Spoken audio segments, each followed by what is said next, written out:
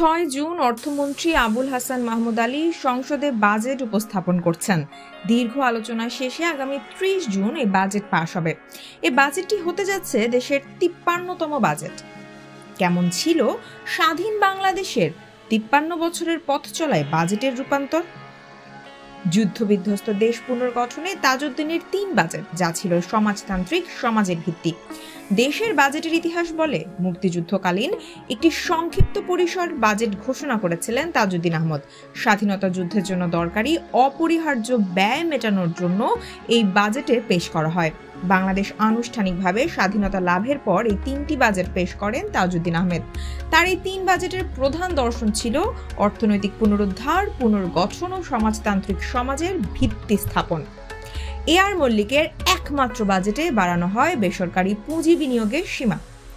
দেশের ক্রান্তি লগ্নে এই বাজেটে উন্নয়ন কার্যক্রমে জোর দেওয়া হয়। ১৯৭৫-৭৬ অর্থ বছরে ১,৫৪৯ কোটি টাকার বাজেট পেশ করেন এআর মল্লিক।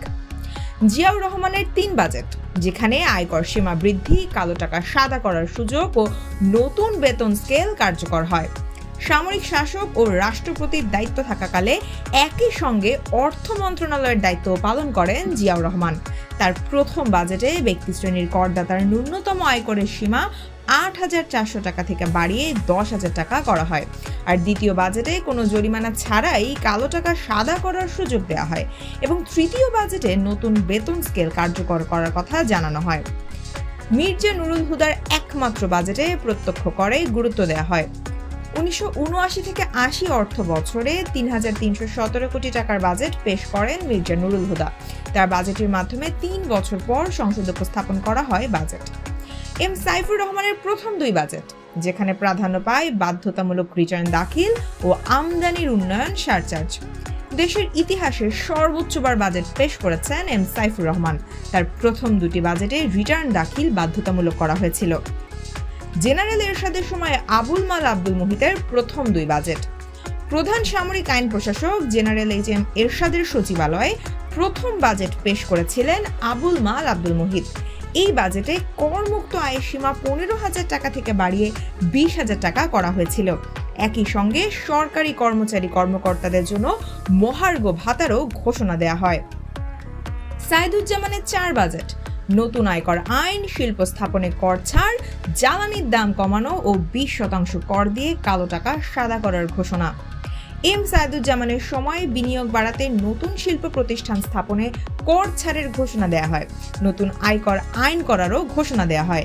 একই সঙ্গে দ্বিতীয়বারের মতো কালো টাকা সাদা করার সুযোগ দেওয়া হয়। জেনারেল মুনিম ও ওয়াহিদুল হকের বাজেট, ব্যাংক ব্যবস্থাপনা, ঋণ ব্যবস্থাপনা ও সরকারি কর্মকর্তাদের প্রথমবারের মতো আয়করের আওতায় আনা হয় এই সময়। মেজর জেনারেল মুনিম ২টি ও ওয়াহিদুল হক ১টি বাজেট পেশ করেন। সাইফুর রহমানের আরও ৫টি বাজেট। ভ্যাট, উদার বাণিজ্য নীতি, টেকসই অর্থনৈতিক প্রবৃদ্ধির ভিত্তি যেখানে স্থাপন করা হয়েছিল। দ্বিতীয়বারের মতো অর্থ মন্ত্রণালয়ের দায়িত্বে আসেন এম সাইফুর রহমান। এ সময় ৫ বছরে তিনি আরও ৫টি বাজেট পেশ করেন। এ সময় নমনীয় বিনিময় হার নীতি গ্রহণ করা হয়।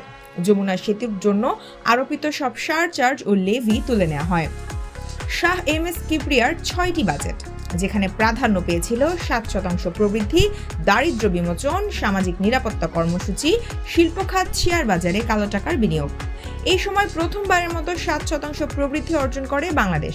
একই সঙ্গে জাতীয় পর্যায়ে দারিদ্র্য দূরীকরণের লক্ষ্যমাত্রা নির্ধারণ করা হয়। সামাজিক নিরাপত্তা কর্মসূচি ও বয়স্ক ভাতাও চালু করা হয়। এম সাইফুর রহমানের তৃতীয় ইনিংস, এ সময় কালো টাকা সাদা করার বিষয়টি আবারও গুরুত্বে চলে আসে। একই সঙ্গে নির্বাচনে প্রার্থী হলে বা সরকারি দরপত্রে অংশ নিলে রিটার্ন জমা বাধ্যতামূলক করা হয়। তৃতীয়বার দায়িত্বে এসে সাইফুর রহমান আরও ৫টি বাজেট পেশ করেন। ১/১১ সময়কালের ২ বাজেট। দেশের উদ্ভূত পরিস্থিতিতে ২০০৭ সালে তত্ত্বাবধায়ক সরকারের আড়ালে ক্ষমতা গ্রহণ করেছিল সামরিক বাহিনী। এই শাসক গোষ্ঠী প্রায় ২ বছর ক্ষমতায় থাকে। এ সময় ২টি বাজেট পেশ করা হয়। বাজেটে ভ্যাটের আওতা বাড়ানো হয়, করমুক্ত আয়ের সীমা বাড়িয়ে ১.৫ লাখ টাকা করা হয়। আবুল মাল আব্দুল মুহিতের দ্বিতীয় ইনিংসের ১০ বাজেট, ডিজিটাল বাংলাদেশের অর্থনীতি। ২০০৮ সালে ক্ষমতায় আসে বাংলাদেশ আওয়ামী লীগ। এ সময় ব্যাপক কাঠামোগত ও অবকাঠামোগত উন্নয়নের পরিকল্পনা গ্রহণ করা হয়। ২০০৮ সালে আওয়ামী লীগ ক্ষমতা গ্রহণের পর 10টি বাজেট পেশ করেন আবুল মাল আব্দুল মুহিত। আ.হ.ম. মুস্তফা কামাল, স্মার্ট অর্থনীতির দিকে দেশ। অর্থমন্ত্রী আ.হ.ম. মুস্তফা কামাল তার পঞ্চম বাজেট পেশ করেন 2023 সালে। এর আগে তিনি 4টি বাজেট পেশ করেছিলেন। দেশের অর্থনীতিকে মজবুত করতে মোস্তফা কামালের পেশ করা বাজেটে তরুণ উদ্যোক্তাদের প্রণোদনা, প্রবাসী আয় প্রণোদনা, জরুরি স্বাস্থ্যসেবা খাত, ন্যূনতম সারচার্জ প্রথার বিলোপ এবং কালো টাকা ও পাচার করা টাকা সাদা করতে অবারিত সুযোগ দেওয়া হয়েছিল।